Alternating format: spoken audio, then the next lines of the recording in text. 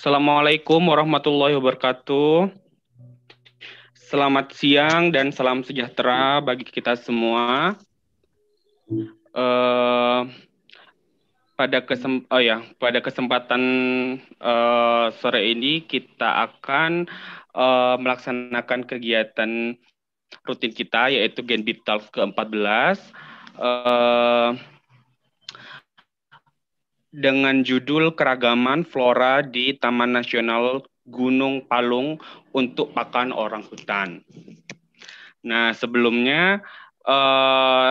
saya mulai, di sini saya akan memberikan sedikit pengumuman untuk para peserta. Jangan lupa untuk menonaktifkan mikrofonnya saat berjalannya kegiatan.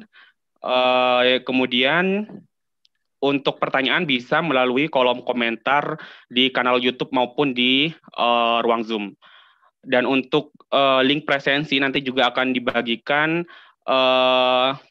melalui kolom chat, dan untuk link presensi akan ditutup pada jam 6 sore. Jadi setelah jam 6 sore link presensi tidak akan aktif lagi seperti itu. Nah, sebelum kita mulai, kita sapa nih ya Bang Andre sebagai pemateri kita sore ini. Bang Andre, selamat siang. Gimana, apa kabar Bang Andre? Selamat siang, Bang. Baik. Selamat Iya. siang juga buat kawan-kawan yang udah hadir. Oke, makasih Bang Andre. Sebelumnya saya akan membacakan sekilas tentang CV.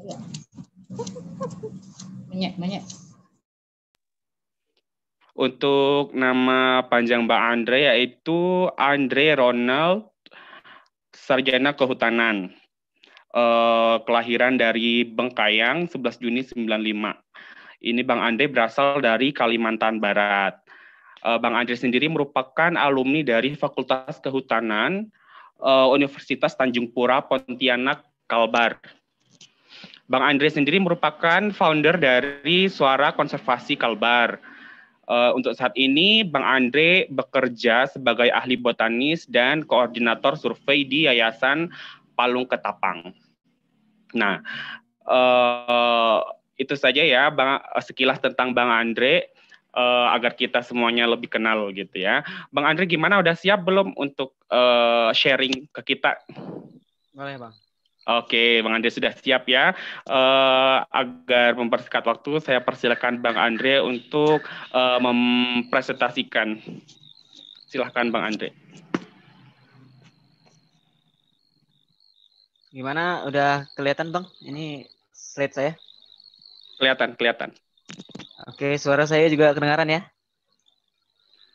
Sangat jelas, Bang Andre. Oke, baik. Terima kasih sekali kepada Genbi sudah mengundang saya sebagai presenter untuk acara Genbi Talks yang ke-14 ini. Jadi pada kesempatan ini saya ingin berbagi ilmu dan pengalaman tentang apa yang kami lakukan di Yayasan Palung. Yang pasti saya akan memperjelas tentang keragaman flora di Taman Nasional Gunung Palung, yaitu fokusnya kepada pakan orang hutannya, seperti apa yang kami kerjakan. Baik, mungkin langsung saja saya mulai. Jadi judul presentasi yang akan saya sampaikan yaitu keragaman flora di Taman Nasional Gunung Palung untuk pakan orang hutan. Mungkin yang pertama-tama saya akan memperkenalkan dulu Yayasan Palung, yaitu tempat kami bekerja saat ini. Yayasan Palung merupakan lembaga non-profit yang bekerja untuk konservasi orang hutan dan habitatnya. Selain itu, Yayasan Palung juga melakukan pengembangan atau pemberdayaan masyarakat di sekitar kawasan Taman Nasional Gunung Palung. Jadi yayasan ini memang sudah bekerja sejak tahun 2002. Wilayah kerja kami yaitu di Kabupaten Ketapang dan Kayong Utara di Kalimantan Barat, yaitu fokusnya di areal riset di Stasiun Riset Cabang Panti di Taman Nasional Gunung Palung, dan program di luar kawasan Taman Nasional Gunung Palung, yaitu ada program penyelamatan satwa, ada program pendidikan lingkungan, dan pemberdayaan masyarakat di sekitar Gunung Palung.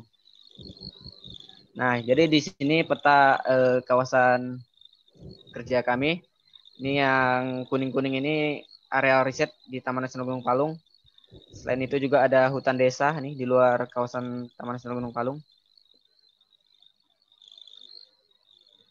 Nah, mengapa harus orang hutan yang kita lindungi? Jadi saat ini memang banyak sekali ancaman terhadap orang hutan, terutama terhadap habitat dan populasinya.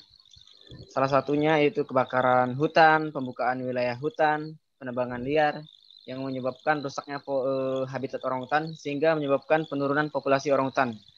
Nah, sehingga tercatat orang hutan ini, statusnya saat ini sudah sangat terancam punah, atau yang kita kenal dengan istilah critical endangered.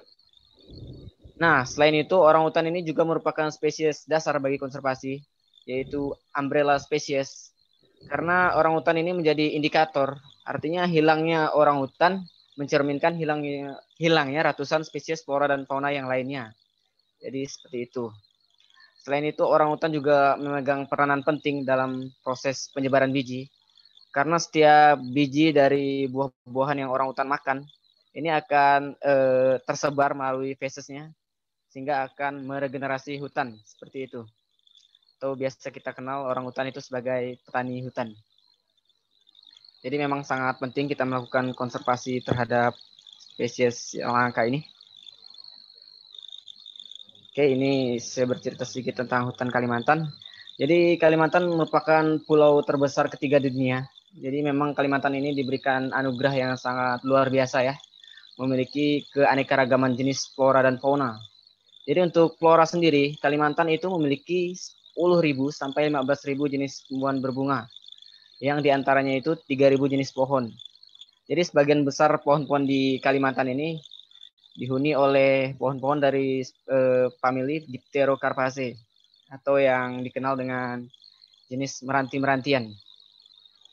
Nah, selain itu tipe hutan di Kalimantan ini sangat bervariasi. Mulai dari bawah kita bisa melihat hutan pesisir, terus kita melihat hutan mangrove, terus ada hutan gambut, naik ke atas sedikit ada hutan pegunungan bawah, ada hutan dataran rendah, selain itu ada hutan pegunungan bawah dan hutan pegunungan atas.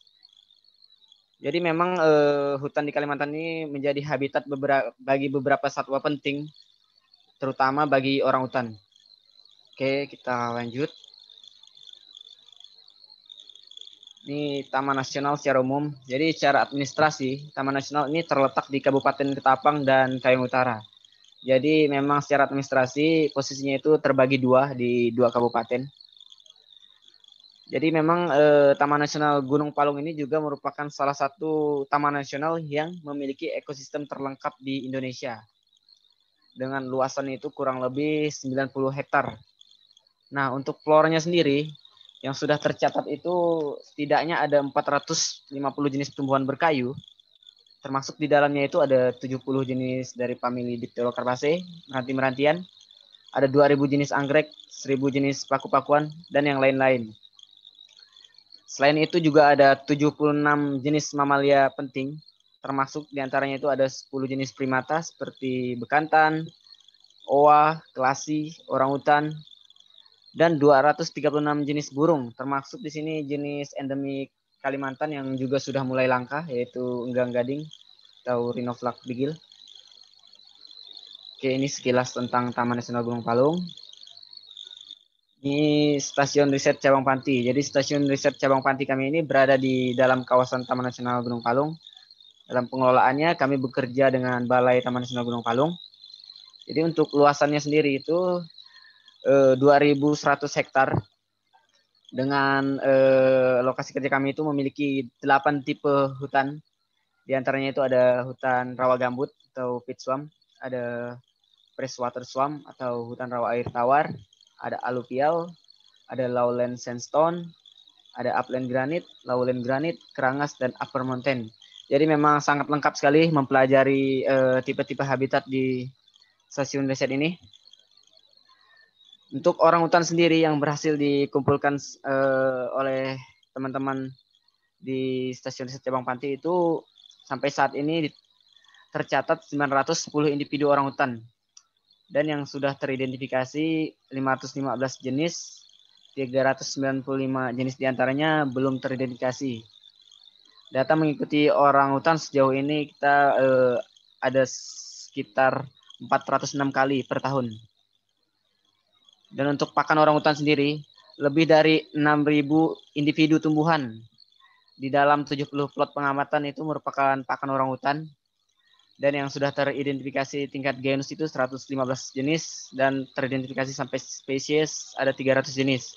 Dan masih banyak lagi yang masih dalam pengerjaan karena masih dalam tingkat genus. Oke, lanjut. Nah, ini. Jadi populasi orangutan di Gunung Palung ini memang cukup banyak, sahabat Genbi. Jadi diperkirakan orangutan itu mencapai 2.500 individu.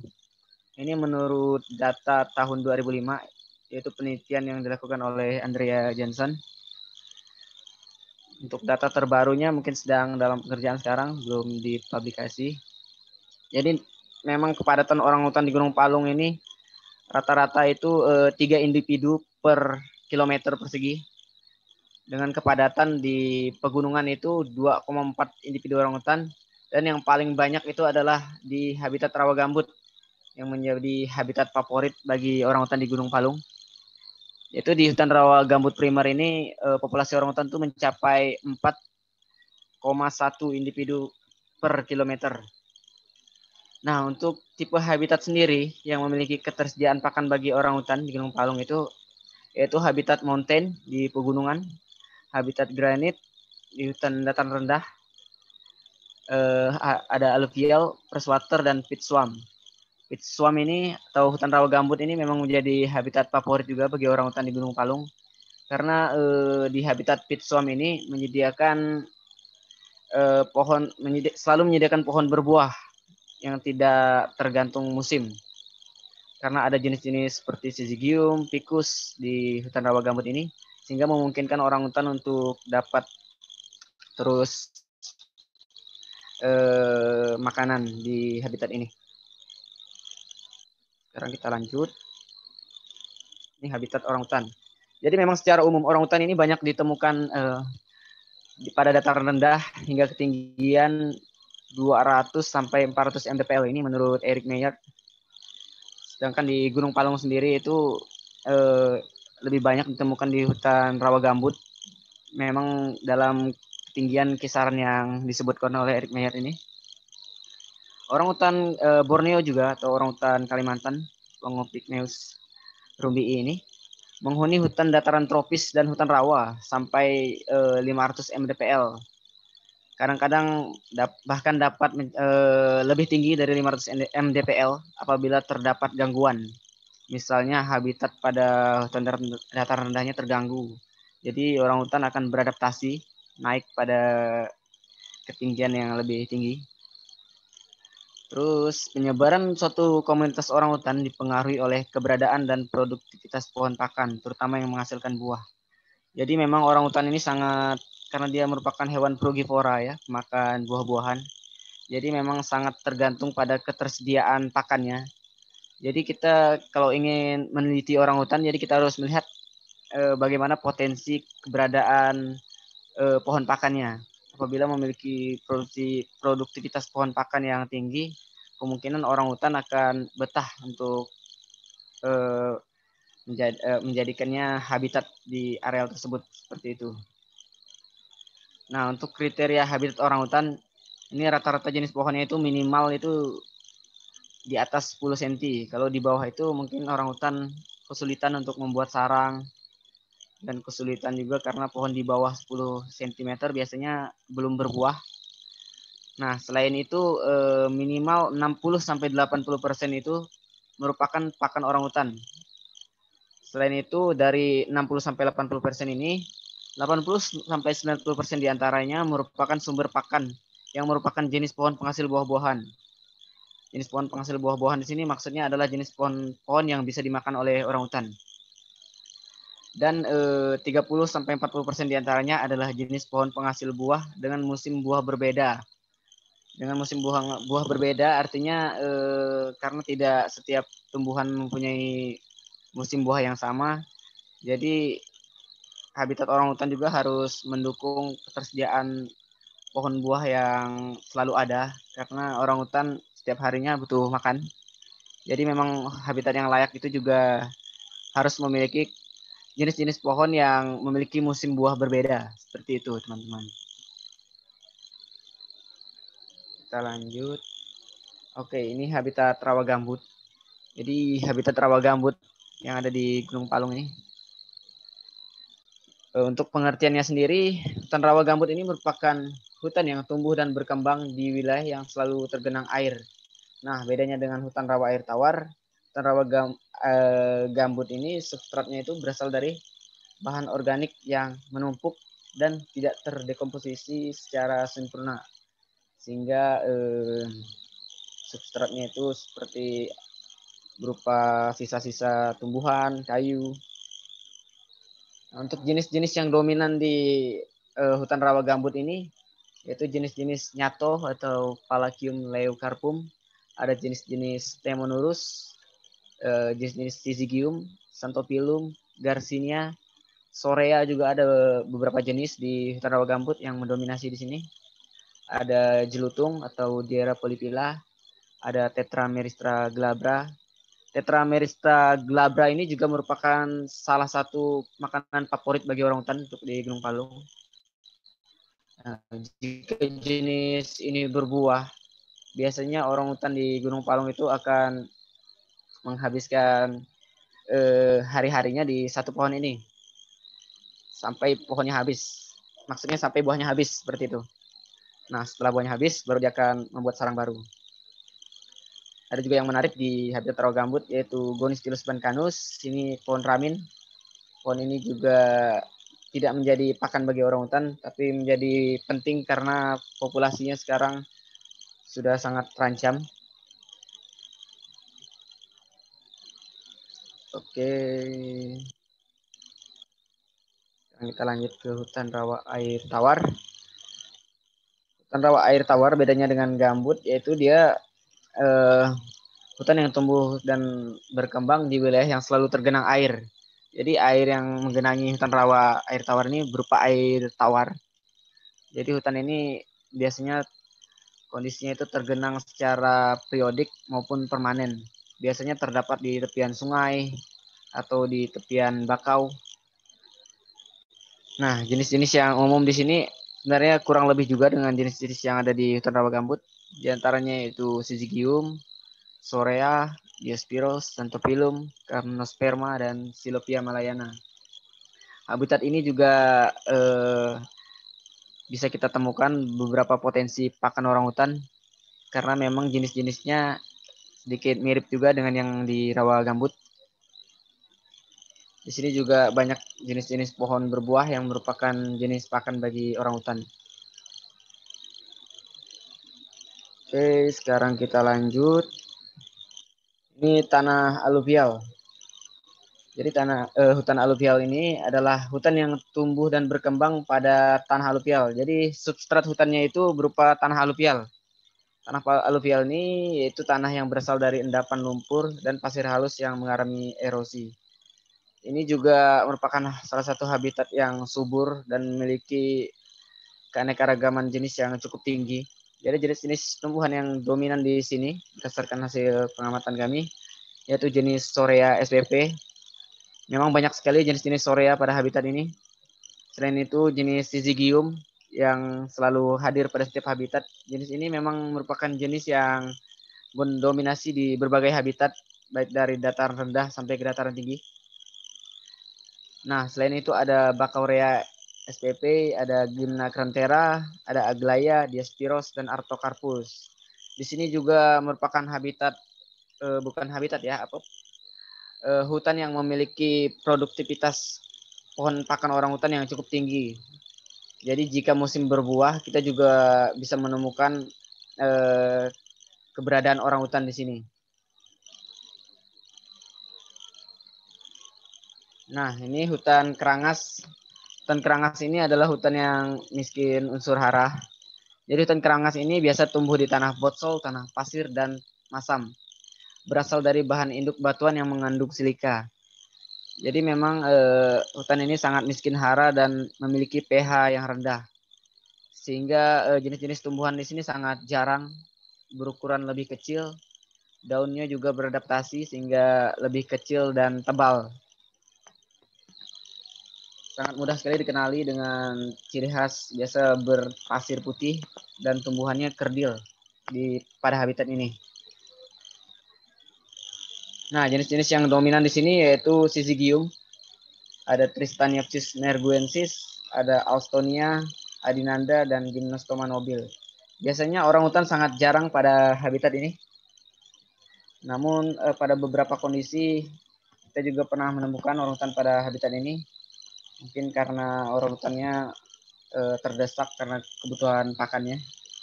Sehingga juga beberapa kasus ditemukan keberadaan orangutan pada habitat ini. Ini ada habitat batuan pasir atau sandstone. Itu hutan yang tumbuh dan berkembang pada tanah batuan pasir pada hutan dataran rendah. Jadi sangat mudah sekali dikenali hutan ini. Jadi substratnya itu seperti ada batuan pasirnya. Seperti kita lihat pada gambar. Jadi memang ini juga menjadi salah satu habitat yang memiliki produktivitas pakan orangutan yang cukup tinggi. Di sini kita bisa menemukan jenis-jenis dominan seperti Sorea, Syzygium, Maduka, Dipterocarpus, Bacorea, Garcinia, Artocarpus, Melanoxyla vulpinervis, dan Compesia excelsa. Jadi memang rata-rata merupakan jenis pakan orangutan. Lanjut, ini ada granit dataran rendah. Granit dataran rendah ini hutan yang tumbuh berkembang di dataran rendah pada ketinggian 500 di bawah 500 mdpl. Yaitu dengan ciri hutannya itu memiliki batuan granit. Seperti pada gambar kita bisa lihat ada batuan granitnya. Nah, pada habitat ini juga merupakan habitat yang paling sering kita temukan keberadaan orangutan. Jenis-jenis yang dominan di sini jenis-jenis seperti Dipterocarpus, Syzygium, Sorea, Calopilum, Palkium, juga beberapa jenis Artocarpus bisa ditemukan di sini yang menjadi pakan bagi orangutan. Oke, sekarang kita lanjut ke dataran tinggi. Ini juga sebenarnya hampir sama dengan hutan granit dataran rendah, cuma berbeda di ketinggian saja. Ini biasanya di ketinggian 500 ke atas. Kalau dilihat dari tumbuhannya juga hampir sama. Jadi ada Sorea, ada Syzygium, Calopilum, Palkium, dan Maduka. Pikir tidak terlalu berbeda. Ini ada hutan pegunungan. Jadi di stasiun riset kita di Gunung Palung juga terdapat habitat pegunungan. Jadi kita pahami dulu pengertian hutan pegunungan. Jadi hutan pegunung menurut Pan Stenis ini hutan pegunungan bawah ini pada ketinggian 1000 sampai 1500.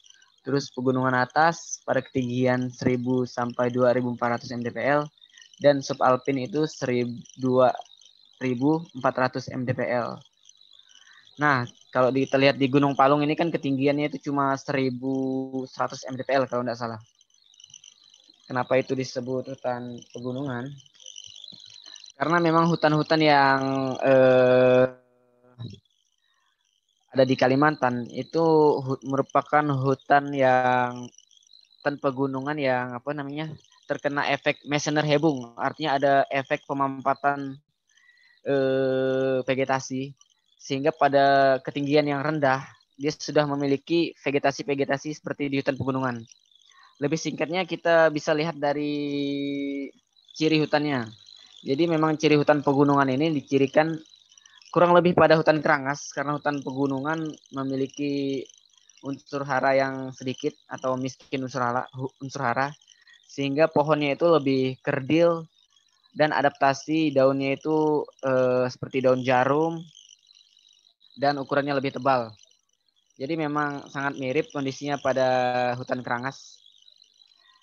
Untuk jenis-jenisnya sendiri bisa kita lihat pada hutan pegunungan itu seperti Leptospermum flavescens atau yang seperti pada gambar saya sebelah kiri ini. Pohonnya itu berlekuk, daun jarum, dan sangat kecil. Jadi pohonnya itu kerdil ya kalau pada habitat pegunungan ini. Selain itu jenis-jenis yang mendominasi memang jenis-jenis dari famili Podocarpaceae seperti Podocarpus nerifolius, ada Dacrydium santandrum, dan banyak lagi jenis-jenis Podocarpaceae yang lainnya di hutan pegunungan ini. Selain itu juga ada famili Ericaceae juga yang mendominasi di hutan pegunungan. Salah satunya yaitu Rhododendron. Dan Syzygium juga masih dapat ditemukan pada hutan pegunungan. Selain itu juga Calophyllum. Jadi hutan pegunungan ini memang sangat jarang menjadi habitat bagi orang hutan. Namun pada kondisi tertentu kita juga menemukan keberadaan orang di sini, keberadaan orang hutan di sini. Ini mungkin karena orang hutannya mencari alternatif pakan di saat musim tidak berbuah atau ada terdapat gangguan di bawah sehingga orang hutan naik ke atas seperti itu. Oke, kita lanjut. Nah, ini ketersediaan pohon pakan orang hutan di Taman Nasional Gunung Palung berdasarkan tipe habitatnya. Jadi berdasarkan tipe habitatnya kita bisa melihat ketersediaan pakan orang hutan itu paling tinggi itu pada habitat pit swamp habitat atau hutan rawa gambut. Karena memang rata-rata jenis pohon yang berada di hutan rawa gambut ini merupakan jenis pohon pakan orang hutan. Dan jenis ini jenis yang selalu berbuah sepanjang musim. Jadi sangat memungkinkan untuk memenuhi kebutuhan makan orang hutan. Dan yang paling terendah itu pada habitat mountain dan kerangas. Karena memang di sini pohonnya lebih kecil, miskin unsur hara, sehingga tidak memungkinkan untuk kebutuhan hidup orang hutan. Namun rata-rata di habitat di Gunung Palung ini memang memiliki ketersediaan pohon pakan yang cukup tinggi karena merupakan hutan primer. Jadi banyak sekali jenis-jenis yang bisa dimakan oleh orang hutan dan banyak sekali jenis pohon yang berbuah bergantian musimnya. Jadi orang hutan di Gunung Palung tidak dikhawatirkan kelaparan karena ketersediaan pakan cukup melimpah seperti itu. Oke, ini pakan orang hutan secara umum. Jadi memang orang hutan itu sebagian besar memakan buah-buahan atau yang kita kenal dengan istilah frugivora. Tapi tidak menutup kemungkinan juga orang hutan memakan bagian-bagian tumbuhan lainnya, serta tercatat juga orang hutan sebagai pemakan reptil, pemakan serangga, pemakan mamalia kecil. Mungkin di masa kekurangan pakan atau bisa juga karena orang hutan untuk mencukupi kebutuhan protein dalam tubuhnya. Jadi di Gunung Palung ini sudah tercatat 300 jenis tumbuhan yang merupakan jenis pakan, baik dari tingkat pohon maupun liana. Ini yang sudah teridentifikasi. Namun masih banyak lagi yang belum teridentifikasi. Menurut Morok and Bernard, ini pakan orang hutan itu 70% terdiri dari buah.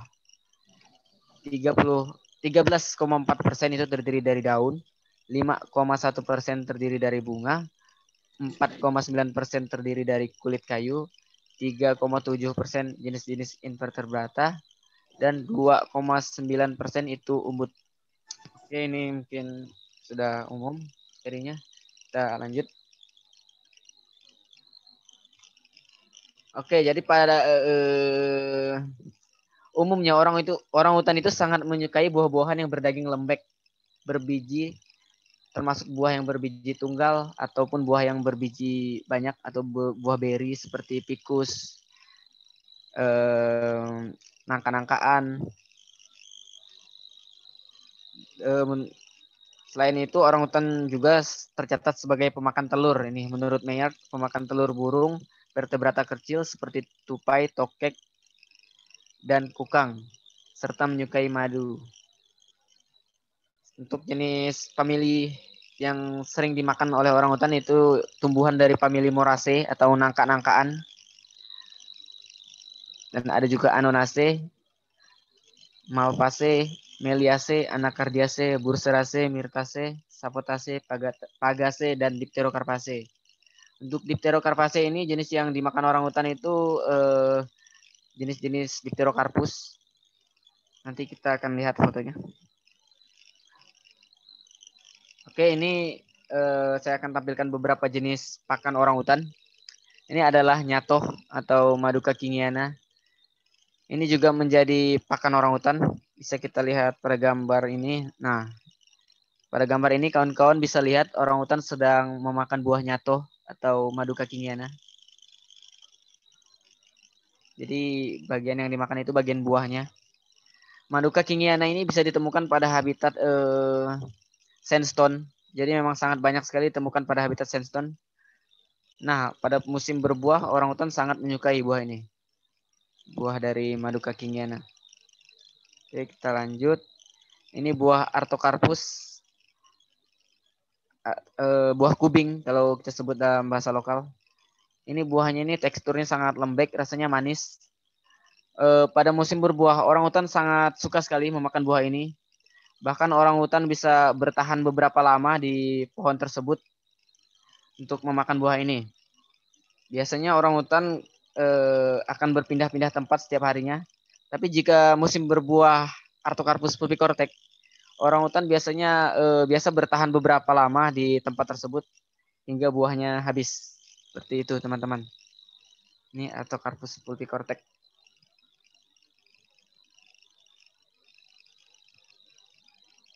Selanjutnya ini teratung atau Duria oceanus atau biasa bahasa lokalnya itu kerantungan. Ini juga merupakan pakan favorit bagi orangutan. Jika musim berbuah, orangutan juga bisa bertahan lama pada pohon Duria oceanus ini karena memang rasa buahnya sangat enak.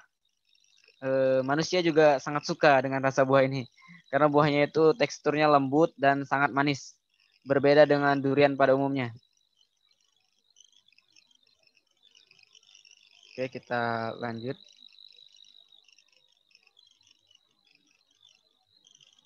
Ini juga salah satu pakan favorit bagi orangutan, yaitu punak atau Tetrameristra glabra. Namun sama seperti Artocarpus dan Duria oceanus, jadi orangutan juga bisa bertahan lama di pohon ini karena memang rasa buahnya yang enak, agak sedikit manis dan asam. Nah, jadi untuk pohon Tetrameristra glabra ini juga mengalami ancaman karena biasa kayunya juga menjadi target dalam illegal logging sehingga menyebabkan populasi Tetrameristra glabra ini yang untuk di luar kawasan Taman Nasional itu sangat terancam. Tapi untuk yang di dalam kawasan Taman Nasional, populasi Tetrameristra glabra ini masih aman dan menjadi pohon pakan bagi orangutan di kawasan Taman Nasional tersebut. Kita lanjut. Ini salah satu jenis dari famili Dipterocarpaceae yang dimakan orangutan. Biasanya jenis yang lainnya itu tidak menjadi pakan, tapi tidak tahu kenapa di Gunung Palung orangutan tercatat pernah memakan jenis ini dan menjadi salah satu pakan favorit juga seperti itu. Ini adalah Dipterocarpus sublamelatus. Jadi habitatnya itu pada hutan dataran rendah, upland granit dan aluvial. Pada musim biasa berbuah pada akhir tahun. Kita lanjut. Ini rangas atau Melanoxyla fulvinerpis. Ini juga salah satu pakan favorit orangutan.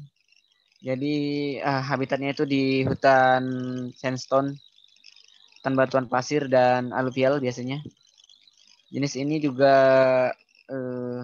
menjadi pakan favorit, tapi sangat berbahaya sekali untuk manusia karena getahnya ini sangat gatal sekali bila terkena kulit. Jadi harus berhati-hati jika bertemu jenis ini di hutan. Ini kayu mempisang atau Massia sumatrana dari famili Anonaceae. Ini juga tercatat sebagai pakan favorit orangutan. Dan paling sering juga berbuah. Ini biasa pada habitat rawa gambut, bahkan di aluvial juga ada. Oke, kita lanjut. Nah, ini juga pakan favorit orangutan. Dan bagian yang dimakan ini biasanya bunganya. Daun emas atau Fordia splendidissima. Ini sangat umum di Gunung Palung. Selanjutnya ada Wiluk bea angustifolia atau yang dikenal dalam bahasa lokal itu janta. Ini adalah jenis liana dari famili Apocynaceae yang sangat banyak sekali ditemukan pada habitat rawa gambut. Jadi ini juga salah satu pakan favorit bagi orang hutan. Memang rasanya sangat manis. Ya kalau masak itu agak keorenan, dagingnya lembut dan manis.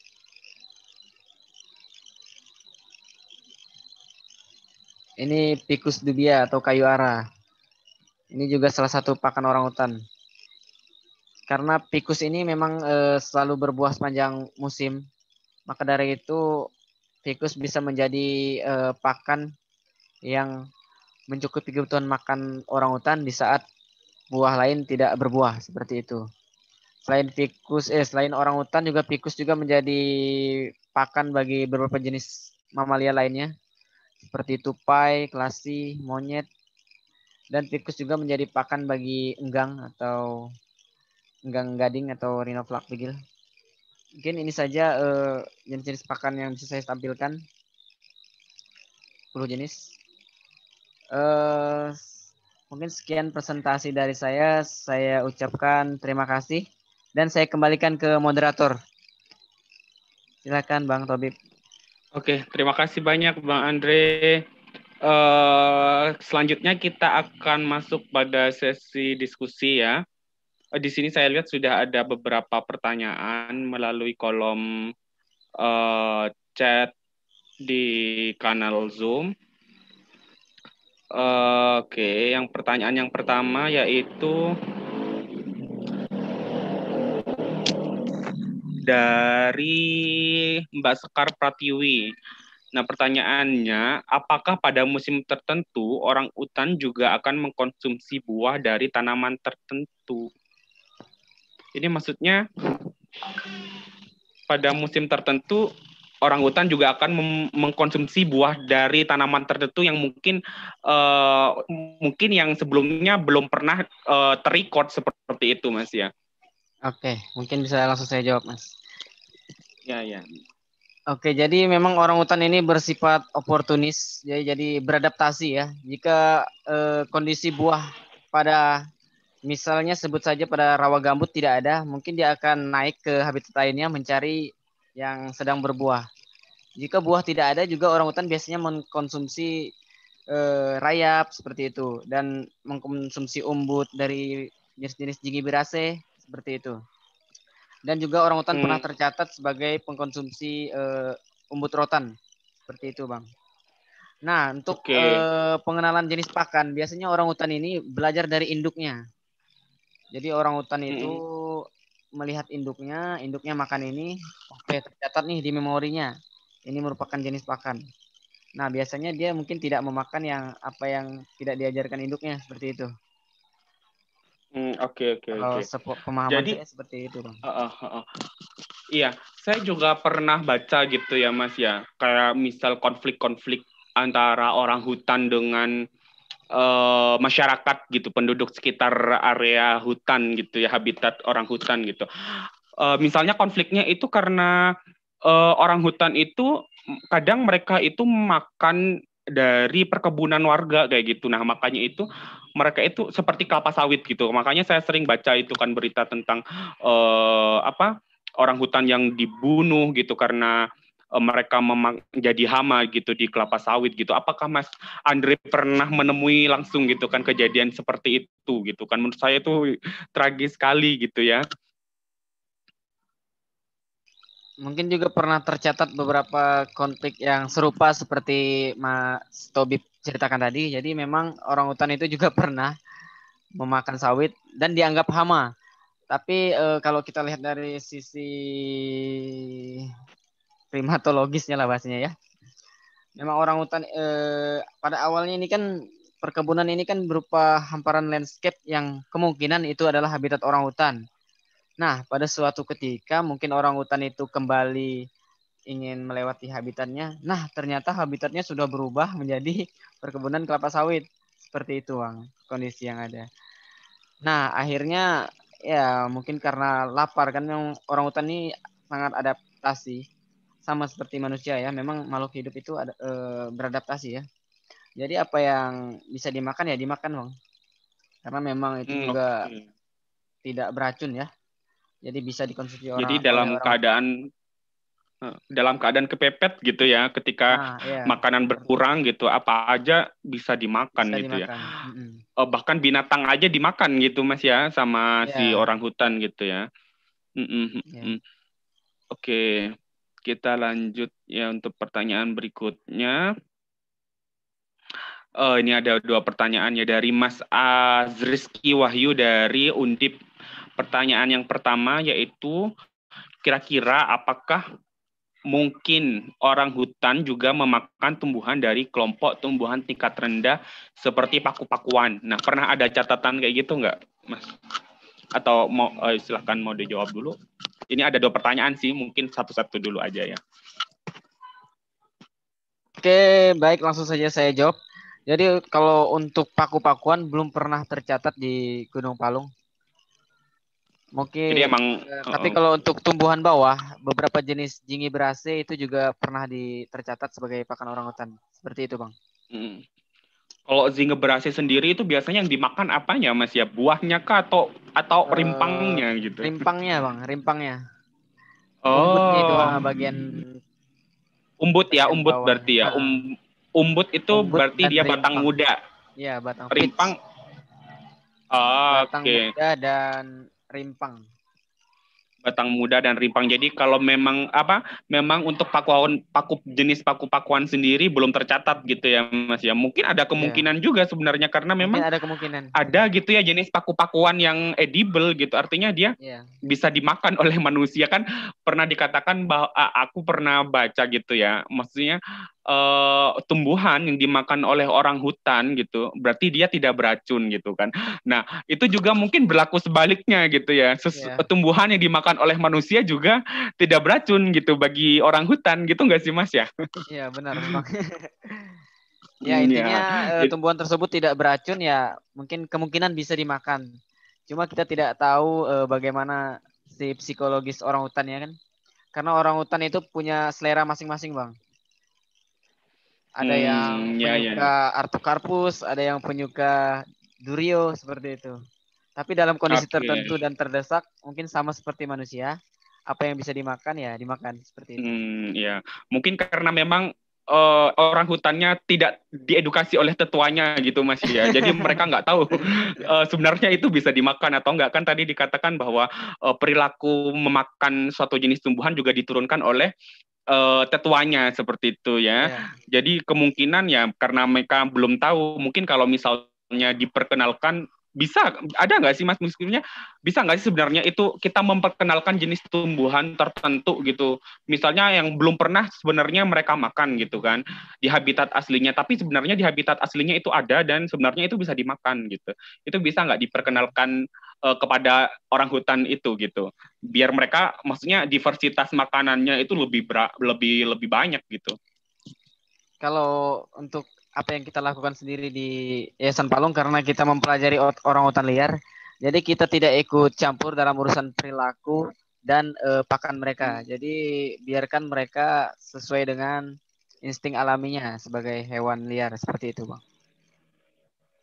Oh ya ya ya, oke oke. Jadi seperti itu ya. Jadi memang bukan ranahnya Bang Andre gitu ya, tapi Ya. kemungkinan sih kemungkinan bisa ya sebenarnya ya kalau Kemungkinan menurut bisa saya mungkin ya. untuk Iya. orang hutan yang sedang Di eh, rescue re- gitu ya. ah, Rehab.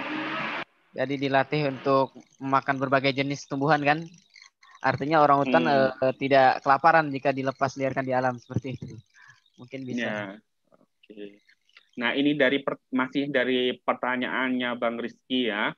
Pertanyaan kedua, apakah terdapat pengecekan kesehatan secara rutin pada orang hutan di TN Gunung Palung ini gitu?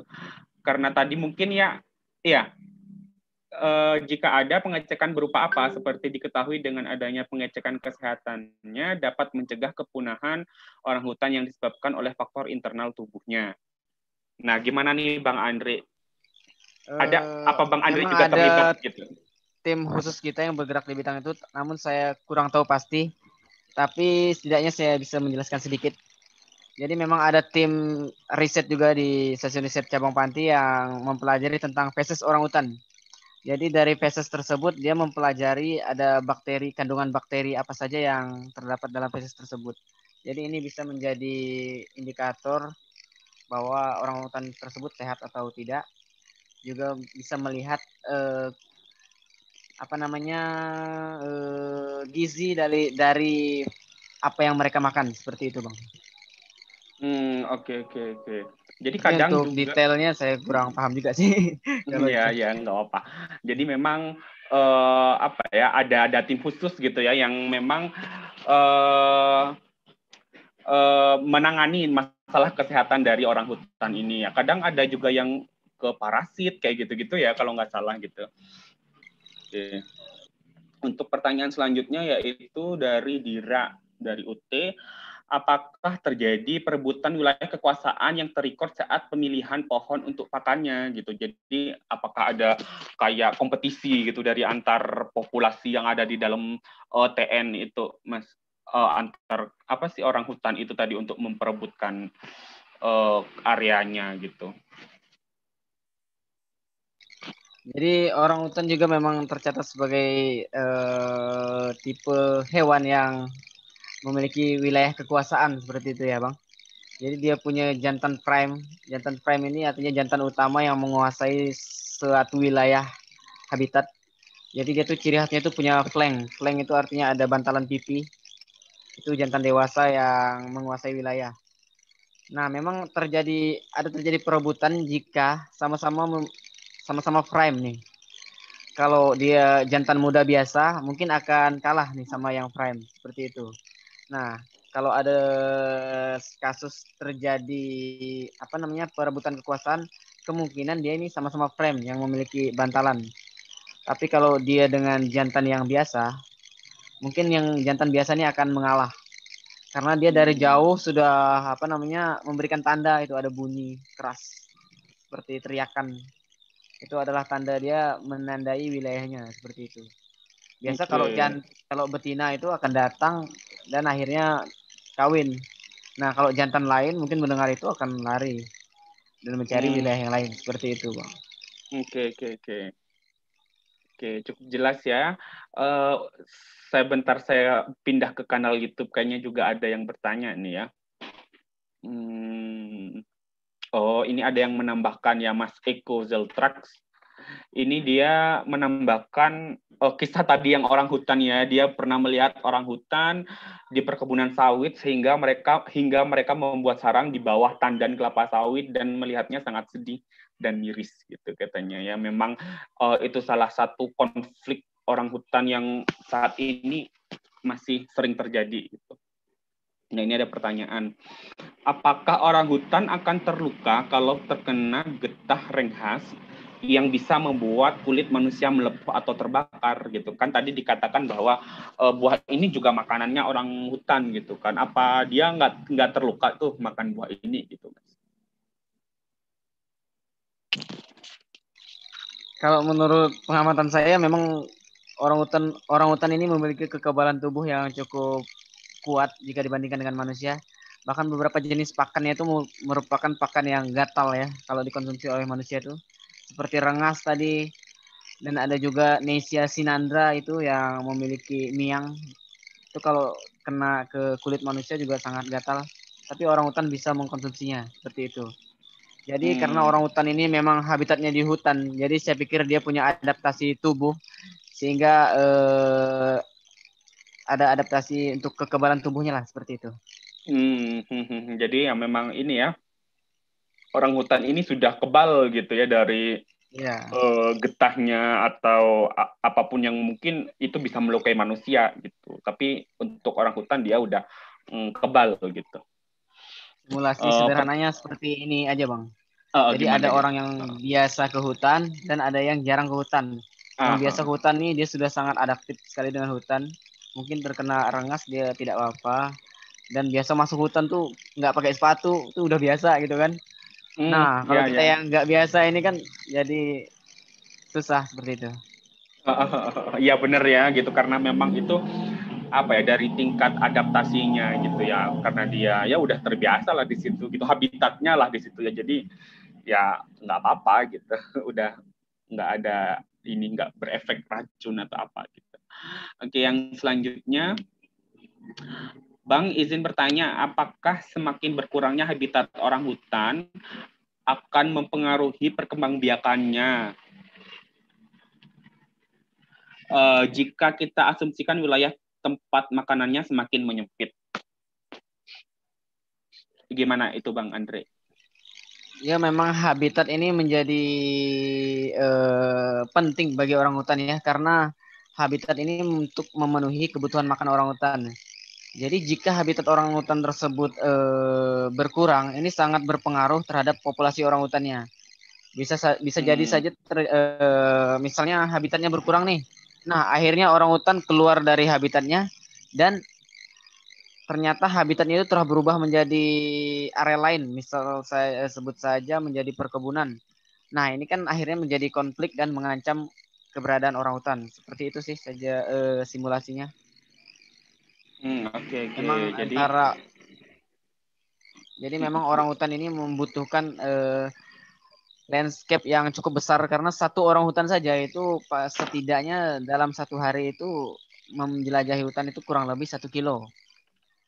Jadi kalau rentang landscape-nya itu kecil, kemungkinan keterancaman untuk orang hutannya itu sangat tinggi. Seperti itu. oke Bang Andre, makasih ini ada pertanyaan lagi nih. Ini dari Michael Repormanto dari Universitas Tanjung Pura ya. Ini adik kelasnya Mas kayaknya ya. Saya ingin bertanya apakah ada hubungan pilihan terhadap preferensi pakan pada masa reproduksi orang utan betina. Oh, mungkin apakah ada preferensi gitu, preferensi pakan gitu pada orang utan betina ketika dia pada masa reproduksi gitu? Apakah dia memakan tumbuhan tertentu gitu, yang berbeda gitu? Gimana, Kalau Bang untuk Andre? preferensi pakan saya kurang paham juga ya, Bang. Karena kita Hmm, tidak pernah melakukan penelitian tentang itu.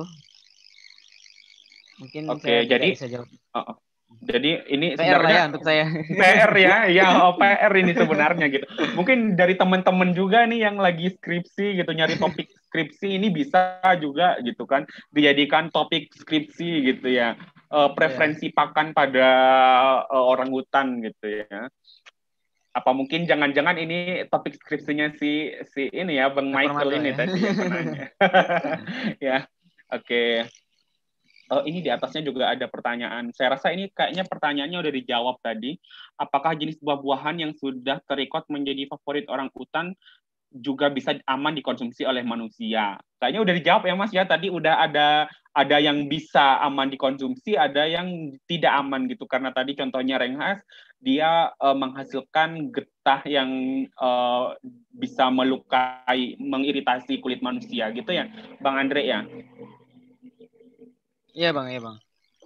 Tapi kebanyakan bisa dimakan nggak sih bang gitu maksudnya dari banyak jenis buah-buahan yang dimakan orang hutan itu berapa persen gitu kira-kira yang bisa dimakan oleh manusia juga gitu.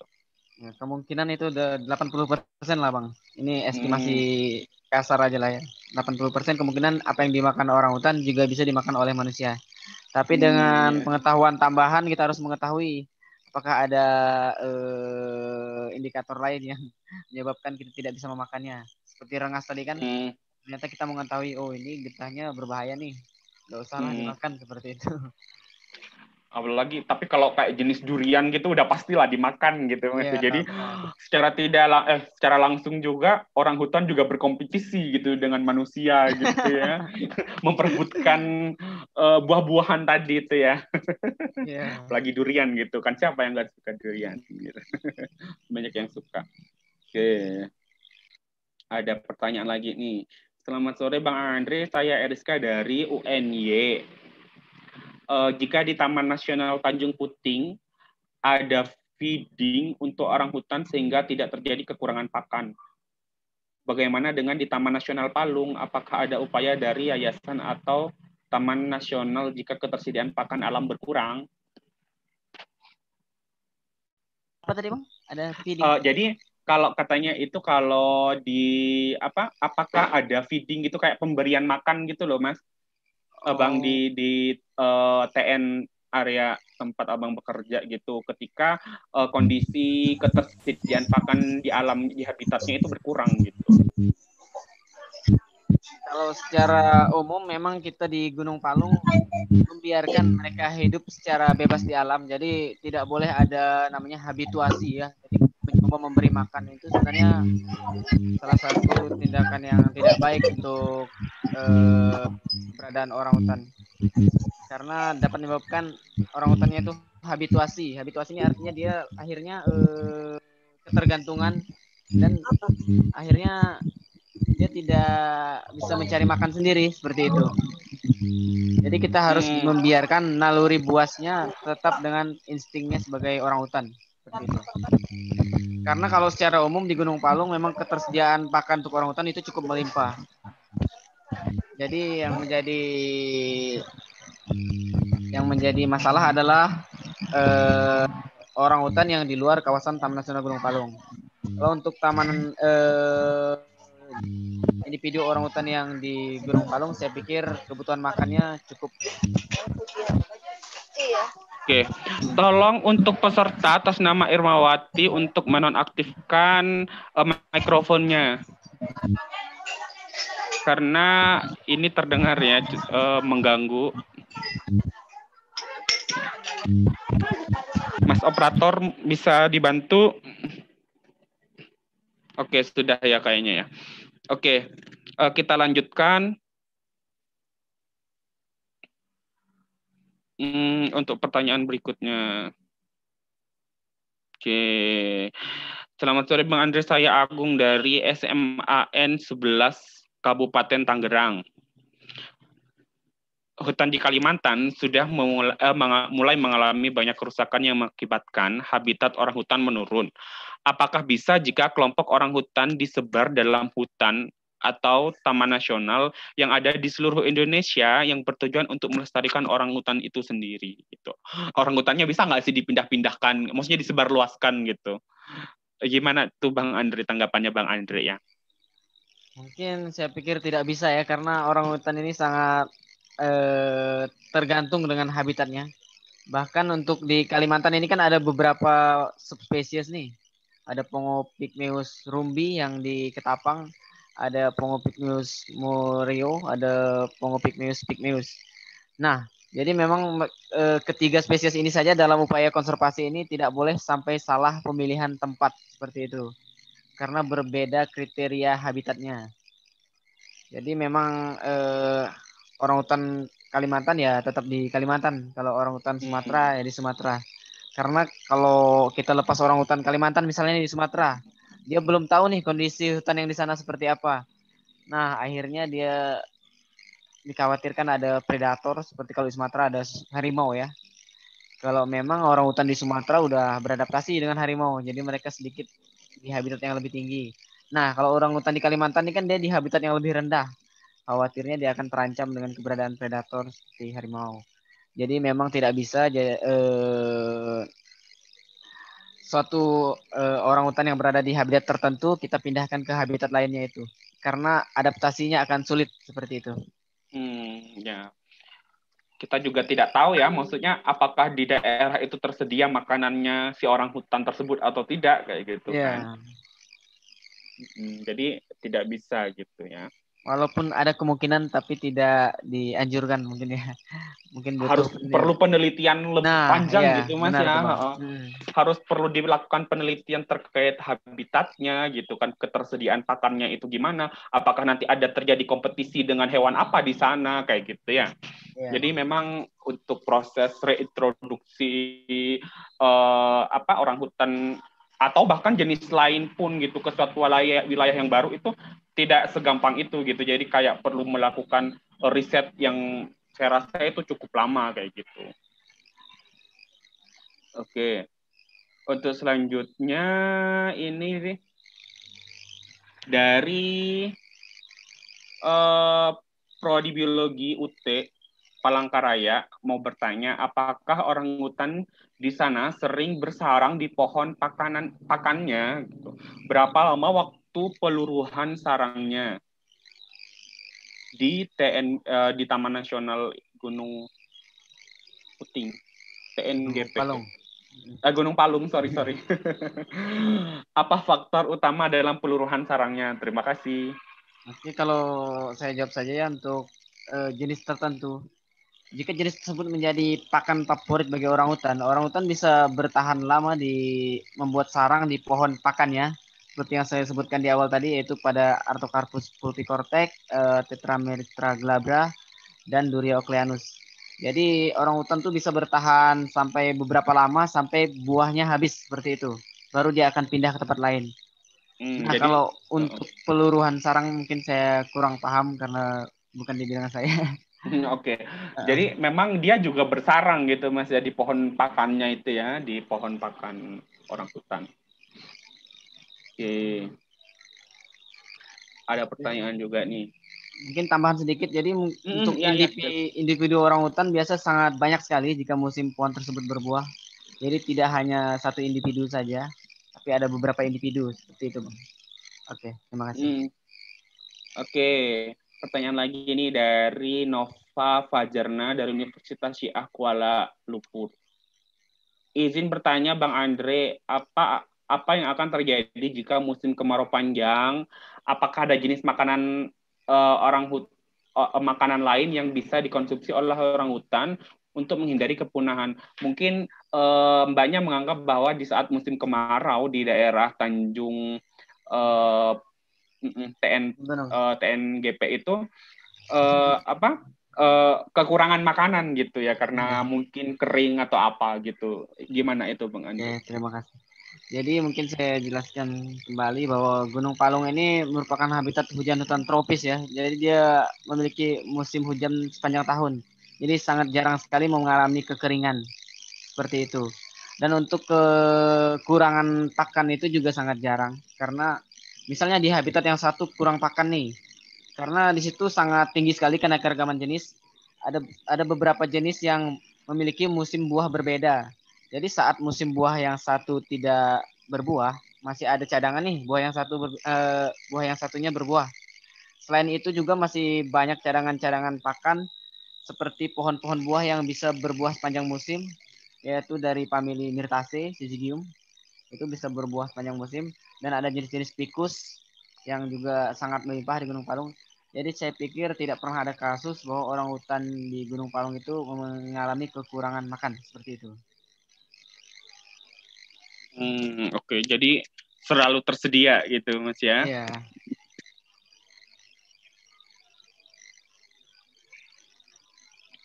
Oke, ini ada yang bertanya juga dari Makis UT Purwokerto. Bertanya, cara orang hutan melakukan pengobatan mandiri jika dirinya mengalami sakit dan tidak diketahui oleh manusia. Apa yang dilakukan agar bisa sembuh? Nah, Ada yang pernah nggak lihat? ini saya kurang tahu ya, Bang. Tapi saya ingin coba jawab lah. Jadi ada beberapa kasus memang orang hutan tuh kalau sakit dia mengkonsumsi seperti tanaman jingiber dari famili jingiber. Dan jika dia sakit itu dia mengkonsumsi salah satu dari jingiber dan setelah itu dia bisa sembuh. Nah, jadi kan ini bisa menjadi apa namanya? Bahasanya itu kita belajar dari alam gitu ya. Mungkin apa yang dimakan orang hutan tersebut bisa menyembuhkan sesuatu. Seperti itu sih yang saya Ya, coba. Tapi saya tidak tahu pasti ya apakah dia sakit memakan itu atau karena kekurangan makan atau seperti apa saya kurang paham.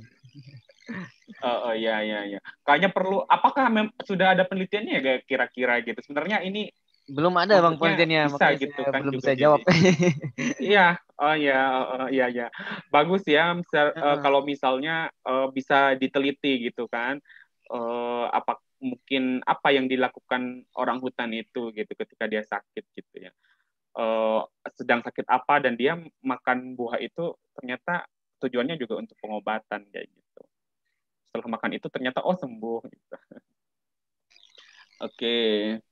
eh ada pertanyaan lagi. Eh, eh. Ini dari Bayu, adakah dampak perbedaan pola makan yang mempengaruhi tumbuh kembang orang hutan dan makanan apa aja yang cocok dan kompleks dalam memenuhi kebutuhan hariannya? Perbedaan pola makan gitu apakah mempengaruhi gitu? Pola makan ya, Bang. Jadi pola makan juga ikut mempengaruhi. Jadi memang pakan utama orang hutan ini adalah buah-buahan. Jadi orang hutan ini memang harus mengkonsumsi buah-buahan setiap harinya untuk memenuhi kebutuhan hidupnya seperti itu, Bang. Nah, untuk jenis-jenis tertentu yang menjadi memiliki kandungan gizi yang cukup baik itu ya seperti Artocarpus, Tetrameristra glabra, dan jenis-jenis dari apa namanya tadi itu Dipterocarpus. Nah, selain itu juga orang hutan juga ada kebutuhan protein juga dalam tubuhnya. Makanya dia juga tercatat sebagai pemakan rayap dan beberapa jenis mamalia seperti itu. Oke. Jadi mempengaruhi gitu ya, Mas ya? Ya sangat mempengaruhi, Bang. Oke. Ini pertanyaan selanjutnya yaitu dari Aprilia, Universitas Muria Kudus. Uh, Keragaman flora sebagai sumber pakan sangat berpengaruh terhadap kelestarian orang hutan. Ancaman terbesar apa yang mengancam kelestarian keragaman flora ini, dan apa saja yang dilakukan Yayasan Palung untuk atau pihak terkait di sana sebagai upaya melindungi keragaman flora ini? Ya, memang benar tadi dikatakan karena keragaman jenis sangat mempengaruhi populasi orang hutan. Jadi memang kalau untuk di Taman Nasional sendiri saya pikir aman karena sudah ada aturan yang mengikat, tinggal bagaimana saja implementasinya dalam upaya perlindungan hutannya. Karena di sana juga sudah ada stasiun riset, di sana juga ada Polhut yang menjaga hutannya. Saya pikir konflik terhadap keterancaman keanekaragaman jenis di kawasan Taman Nasional sendiri itu sangat kurang. Tapi di luar kawasan Taman Nasionalnya yang juga menjadi areal kerja dari Yayasan Palung, memang ada beberapa faktor yang menyebabkan berkurangnya keanekaragaman jenis. Di antaranya itu pernah terjadi kebakaran besar pada tahun 2015 di habitat gambut di luar kawasan Taman Nasional Gunung Palung. Yang kedua itu memang masih maraknya kegiatan illegal logging, yaitu jenis-jenis Sorea, jenis-jenis Tetra meristra yang menjadi pakan orang hutan juga menjadi buruan bagi para penebang. Selain itu juga yang memang tidak bisa kita hindarkan adalah pembukaan wilayah hutan. Kalau illegal logging ini kan mungkin satu-satu ya, tumbuhannya ditebang mungkin satu hari mampunya satu atau dua. Nah, kalau pembukaan wilayah hutan ini, dia sekali jalan nih langsung luas nih, langsung hilang habitat orang hutan itu. Seperti itu sih kalau menurut pandangan saya. Terima kasih. Oh ya, mungkin tambahan ya, upaya yang dilakukan Yayasan Palung memang untuk perlindungan habitat yang di luar kawasan Taman Nasional. Yayasan Palung ini membuat menjalankan skema perhutanan sosial yaitu dengan skema hutan desa. Jadi beberapa landscape orang hutan di luar habitat Taman Nasional Gunung Palung itu Yayasan Palung jadikan hutan desa. Jadi dengan adanya hutan desa ini harapannya masyarakat bisa mengelola hutan tersebut dengan lestari, memanfaatkan hutan tanpa harus menebang hutan seperti itu. Oke. Terima kasih Bang Andre ya. Jadi memang ini ya sangat berpengaruh sekali gitu ya ketersediaan pohon-pohon itu bagi si orang hutan terutama pohon-pohon penghasil buah gitu ya.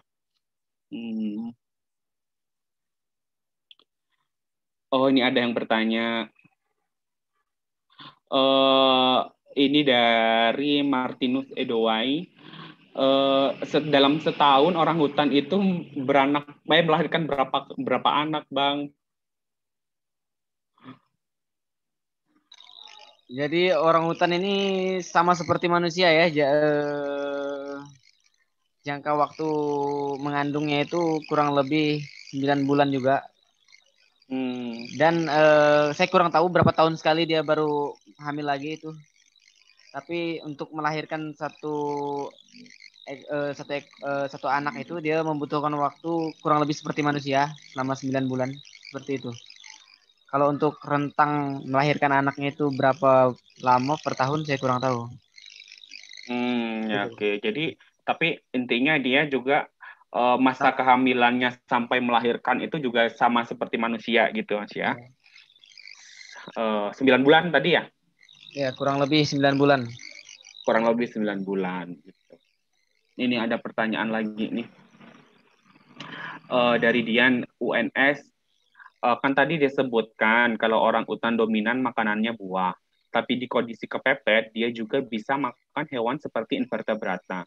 Nah, apakah ada perbedaan terhadap kesehatan atau hal lainnya pada orang hutan yang antara dia yang memakan buah dengan yang memakan hewan gitu?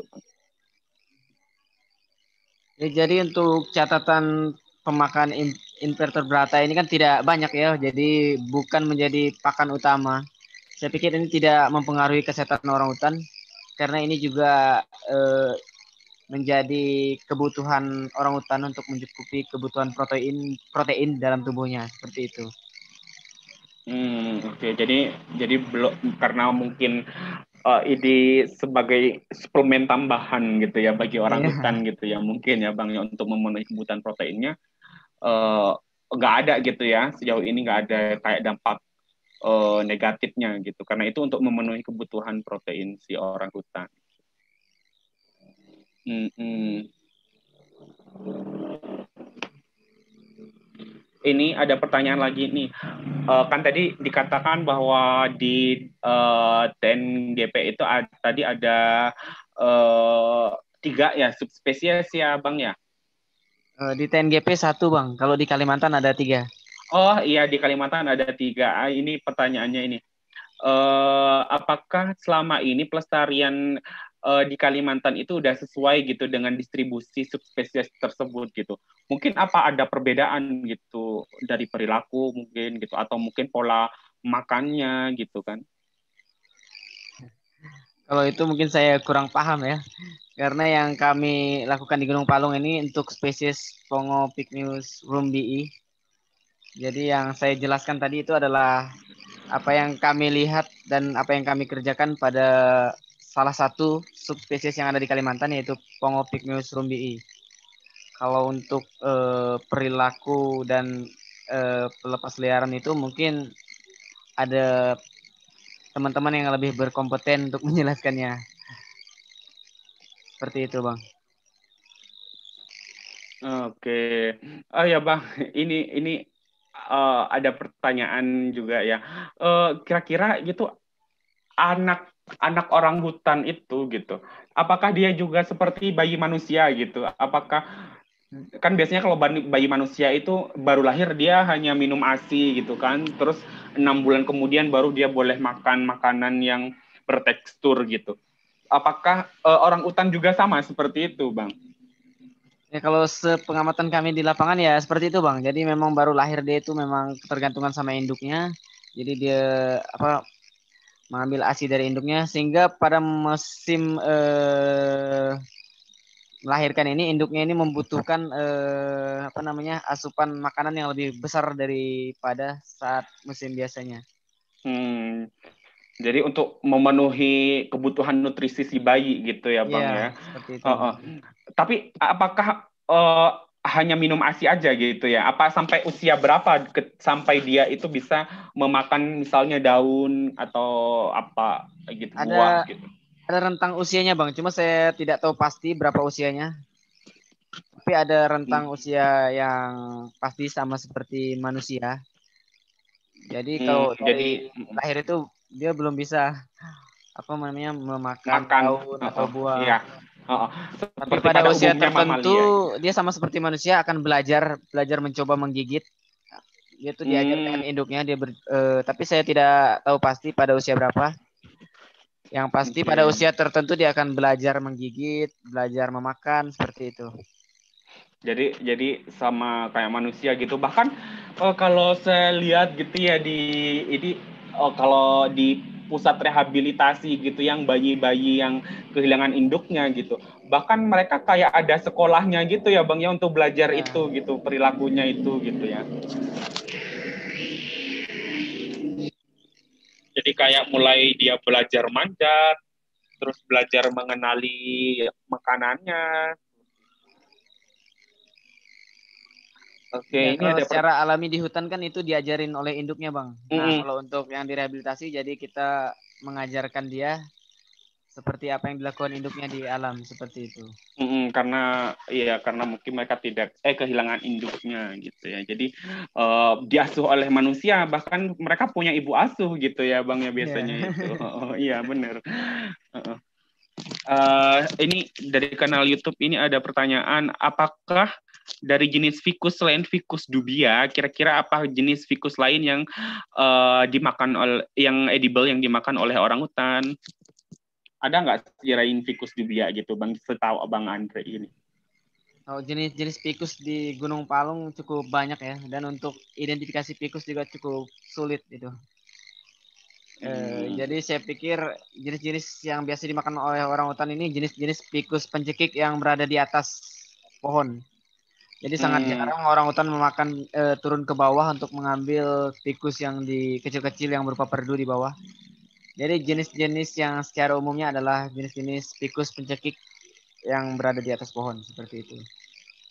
Oke. Untuk spesifik Uh, jenisnya mungkin saya kurang tahu. Tapi mungkin banyak kali ya jenis-jenis tikus pencekik lainnya yang ada di ini gitu di situ gitu Bang ya. Ya, Selain tikus dubia itu tadi. ada beberapa Oh, jenis yang masih belum teridentifikasi, Pak. ada jenis lain ya. Itu juga tugas tuh sebenarnya tuh kalau Ya, ada yang meneliti juga tuh meneliti mengidentifikasi jenis-jenis tikus gitu ya yang dimakan oleh orang hutan di situ gitu. Oke, mungkin ada pertanyaan lagi sebelum saya akhiri ini karena waktunya juga sudah hampir selesai. Silakan yang mau bertanya bisa langsung saja nyalakan mikrofonnya.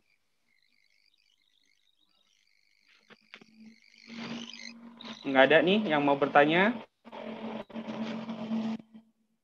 Oke, jika memang tidak ada ya sebelum saya akhiri, sebenarnya saya ingin membacakannya kesimpulan dari sharing dari Bang Andre ini tadi ya. Dikatakan bahwa orang hutan itu sangat bergantung sekali pada jenis-jenis pohon atau tumbuhan yang dia menghasilkan buah sebagai sumber makanannya. Dan tercatat di Taman Nasional Tanjung Pura itu terdapat 600 tumbuhan yang merupakan makanannya yang terdiri dari 300 jenis atau 300 spesies tumbuhan gitu ya yang ada di Taman situ. Nasional Gunung Palung, Bang. Sorry. Aduh, saya lupa terus. Taman Nasional Gunung Palung ya, TNGP. Gunung Palung. Terdapat 300 jenis ya tanaman yang merupakan sumber makanan dari orang hutan, baik itu dari famili Moraceae, Malvaceae, terus ada juga Dipterocarpaceae, ada juga apa tadi itu? Malvaceae juga gitu ya, macam-macam tadi. Banyak sekali jenis-jenisnya. Nah, itu tadi simpulan garis besar dari sharing dari Bang Andre sore ini. Oh, sebelum kita tutup nih, mungkin ada ini Bang Andre sepatah dua kata gitu untuk kita gitu ya. Pesan-pesan buat kita nih gitu. Jadi memang sangat terima kasih kepada teman-teman yang sudah hadir di acara Genbi ini, memang sangat antusias sekali.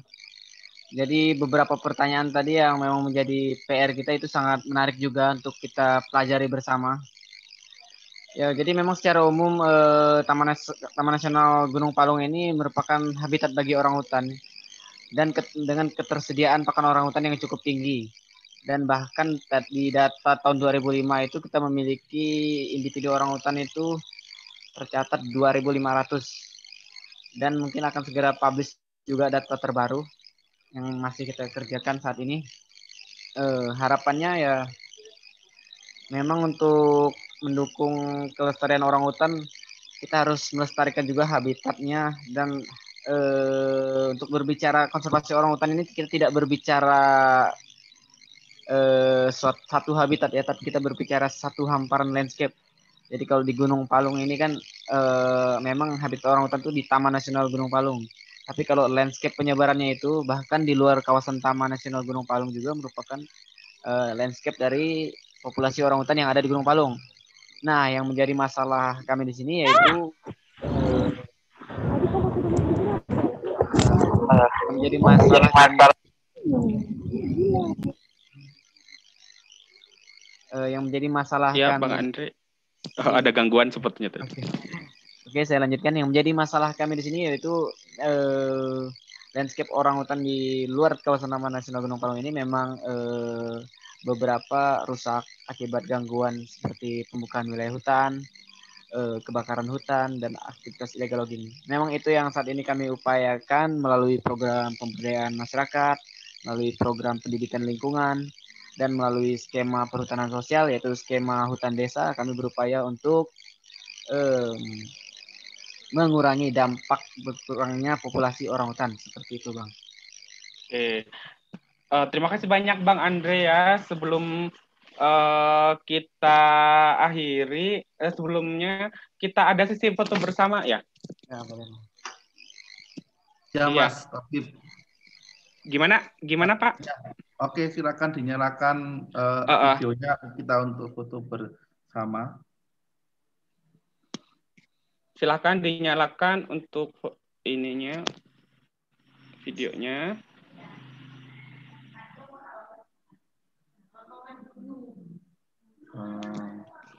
Di aba-aba ya Pak ya.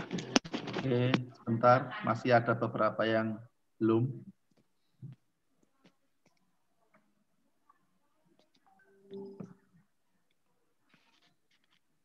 Baik, saya mulai.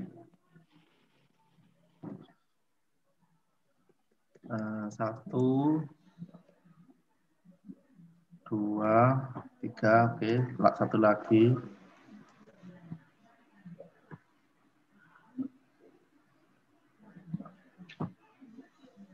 Baik, 1, 2, 3, baik. Oke, selesai Mas Bobi. Terima kasih banyak Pak Badrut. Oke, sebelum kita akhiri kita kasih aplaus dulu ya untuk Bang Andre. Terima kasih banyak untuk sharingnya sore ini. Materinya sangat luar biasa, menarik sekali dan menambah wawasan kita semua gitu ya. Dan dari saya juga selaku moderator, sebelum saya akhir saya ingin mengucapkan mohon maaf jika ada kesalahan dari saya. Dan juga mewakili tim dari Generasi Biologi Indonesia, kami mengucapkan terima kasih banyak yang sebesar-besarnya. Dan nantikan lagi acara Genbi Talks yang berikutnya. Oke, terima kasih. Saya akhiri acara Genbi Talks 14 pada sore hari ini. Terima kasih banyak.